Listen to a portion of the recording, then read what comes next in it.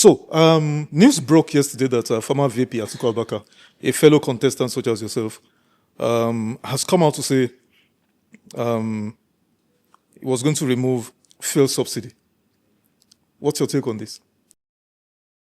There's no subsidy. I don't believe there's any subsidy. That he was going to restore it, fuel subsidy. Rather. You can't restore that. What was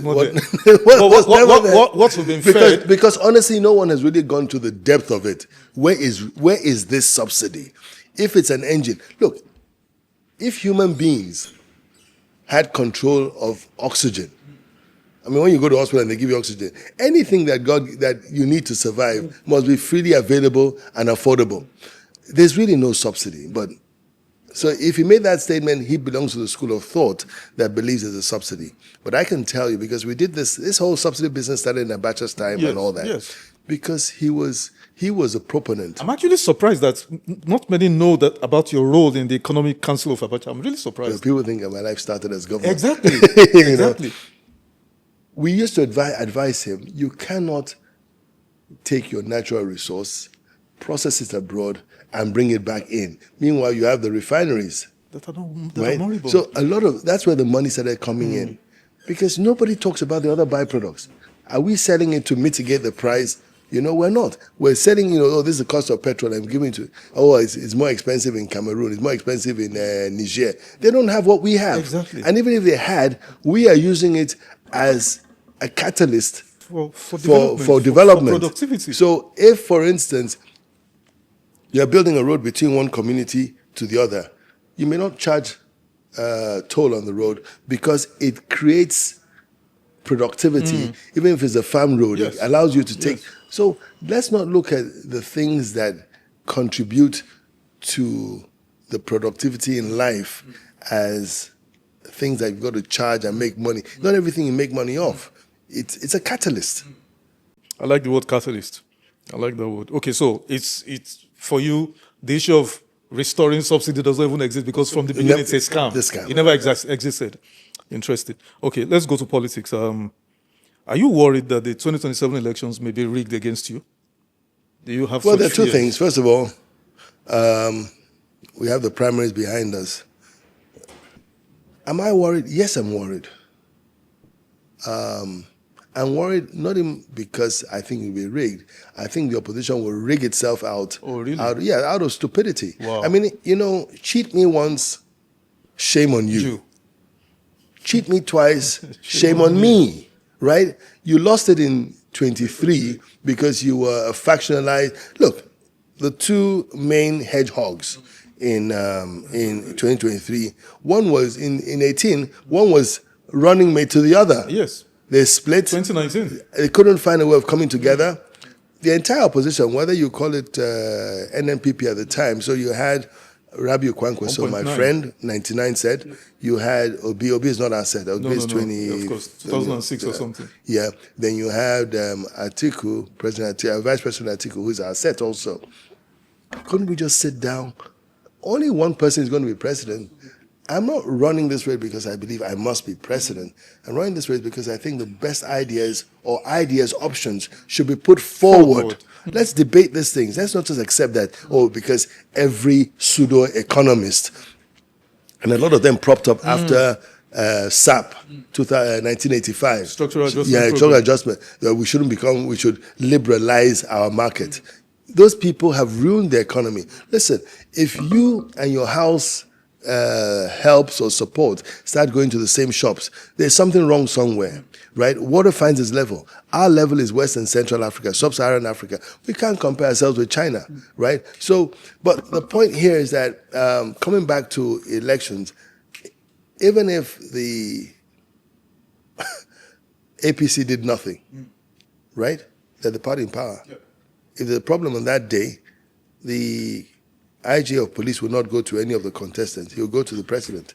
So everything is skewed in favor of incumbent. Respect that. The only way you can seriously tackle the incumbent is to come together to tackle him, to have the force. Otherwise, you'll be factionalized. So I think when you talk of rigging, we're rigging it against ourselves because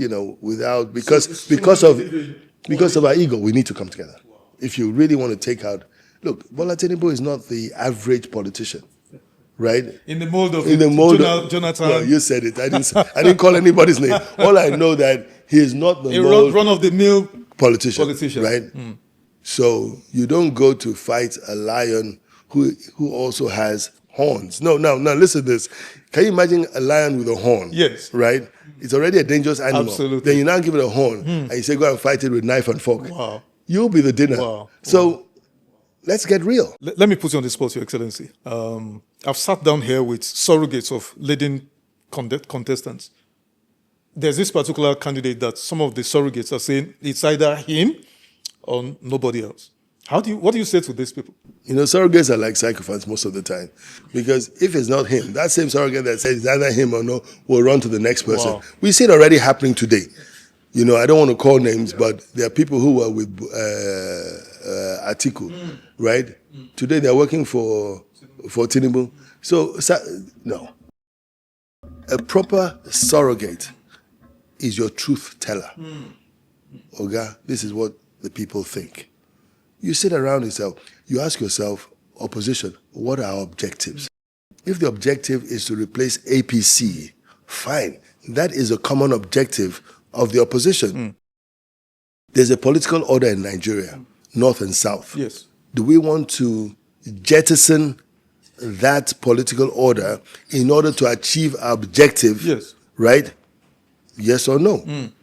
Who is the best person to achieve the objective? Those are the questions we should be asking ourselves, right? Not each one. You see, so the egos are so large.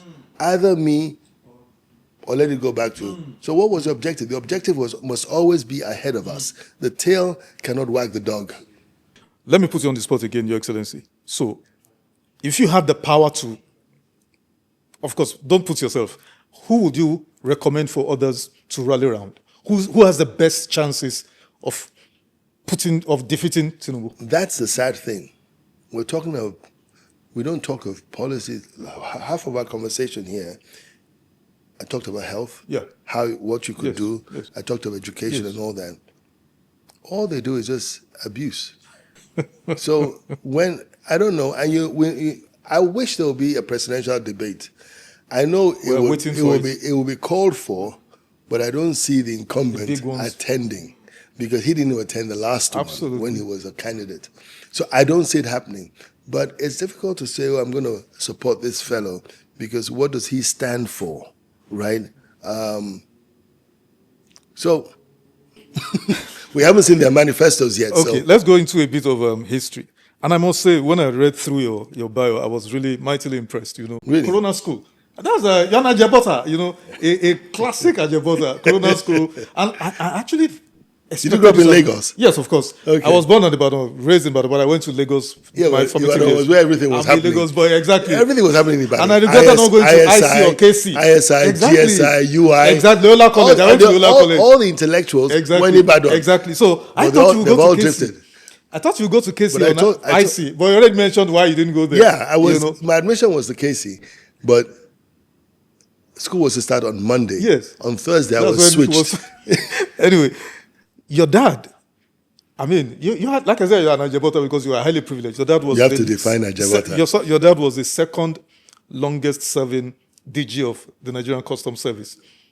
Okay. He was the second indigenous, but he's the longest serving. Okay. So, Atiku Abubakar, former VP, and your dad worked together, right? My father recruited him. Oh, into really? The customs. Wow. He'll always remain my senior brother. Wow. Okay. And I've known him since I was 12 years old. This clarification is very important. So you had fantastic relationship. Oh yeah. And some even said we don't agree all the time. Just so the Excellency. He's my uncle. Put it that way. Fantastic. So is it correct to say that 1999 now you were contesting for the ticket of PDP for governorship?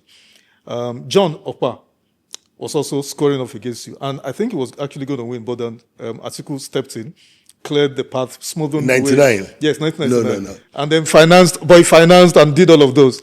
Well, let me put it. Let me tell you my story. Yes. Quick one. John was actually the campaign manager for Kanu Agabi in 1999. Wow. Leo was chairman of my campaign.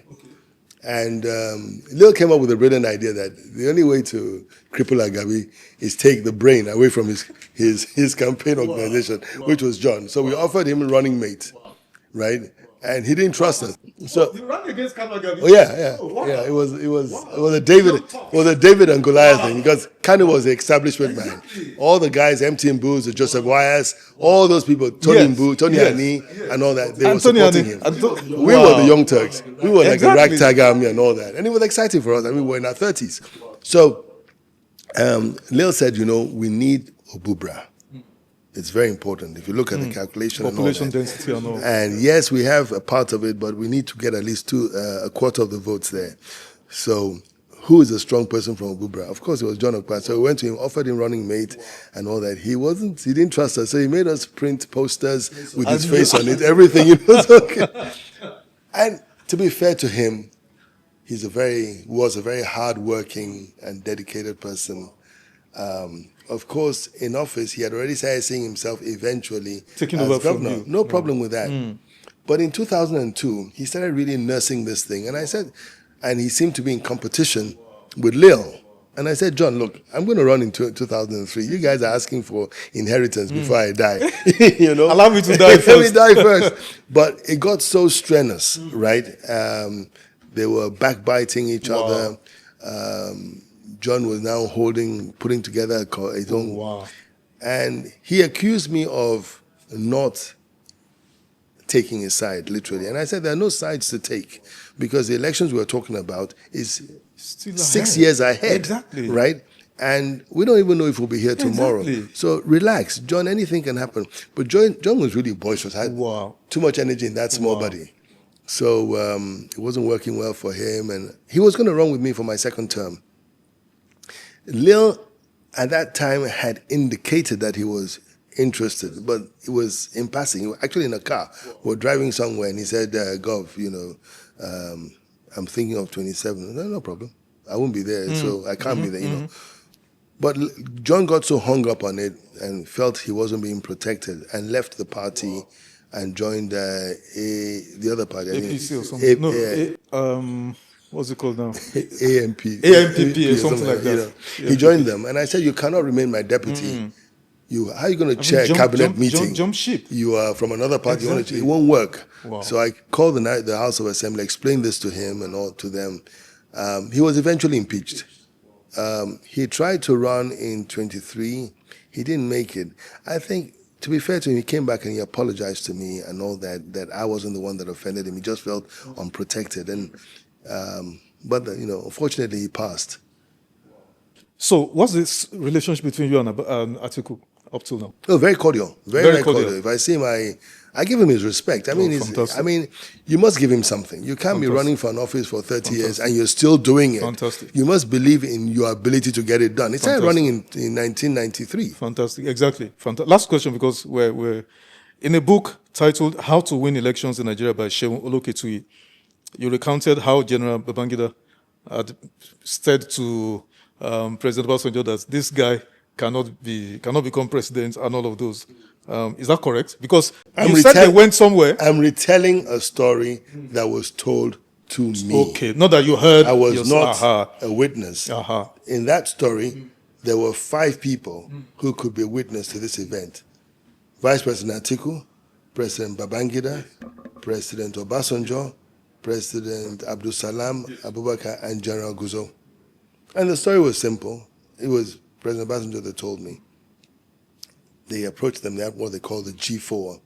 And this was 2003, and they said they weren't going to support him for so many reasons, one of which was that it's difficult to sell Obasanjo to the north because the economy was had dwindled under his run. They don't have any banks any longer. So, but you could see the high stakes of the politics at the time. So it appeared, I think, to Vice President Atiku that those people were supporting him. But the way Obasanjo told me that, there's a commonality between the other 4. They were all military. They all fought in the Civil War. They had esprit de corps. Absolutely. That camaraderie and esprit de corps. And he was the odd man out. Absolutely. And he said to me, there was a time each one of us would sacrifice our life to save the life of that bond between military. And that's why, and he was saying this, he said, look, that's why no matter, even Abacha, as much as he may have hated him, would not look him in the face and talk down with him, right? And Babangida would not do the same thing. But you don't belong to that culture. So he was an outlier trying to get involved in what he didn't understand.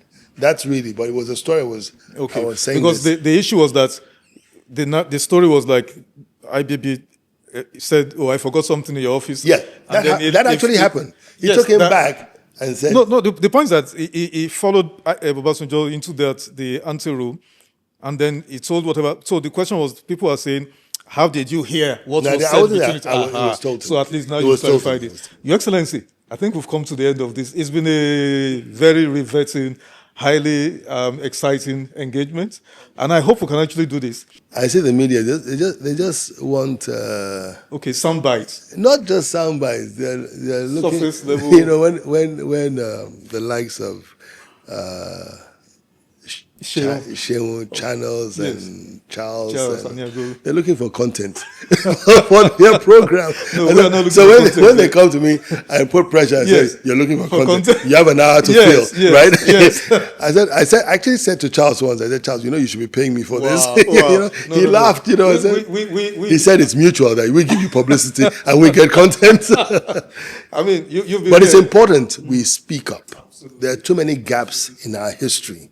And in a way, I've been witness to, I've interacted with every leader of this country since Gowon. Wow. I never interacted with Ironsi or Tafawa Balewa, but every leader of this country since Gowon, Muritala, I have interacted with them. That's significant history. And like I said at the onset of this program, I'm a student of history. Wow. I love history. Wow. In a minute, sir, tell us about Tinubu, your friend, your colleague and friend. Tell us 1 minute about him.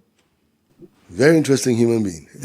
The gaps in his genealogy and all of those. I'm not competent to talk about those things. The Tinubu I know is someone who is a very determined person and who doesn't think within the box, right? But, and the but here is not a negative but. The but is that he's very focused on what he wants to achieve, right? Sometimes I disagree whether it's for the common good, right? He's been the most impactful governor of Lagos. And when they compare both of us, but in his own case, he didn't stop governing Lagos, right? He's still, I would say, still the administrator of Lagos State. He may not be governor, but he's the administrator of Lagos State. So he could boast of continuity in Lagos, even though sometimes it was checkered. But he's a very determined person, and he's focused on what he wants to attain, and he plans for it. So I give him that respect. Master strategist? When it comes to politics. Governance, I'm not sure I agree with his governance, but I agree his politics. I mean, if I had someone who could play that politics for me, because I'm not cut of that cloth, I'll take advantage of it. I'm more interested in, I see politics as a vehicle, right, to take you to a destination, which is governance. And it's a useful vehicle because you can't govern a place when you do not understand their politics. And that's why the military, there were gaps in their leadership, because he brings someone from Sokoto to be governor of Cross River. He's only going to be focused on peace and security. But development, he doesn't understand it.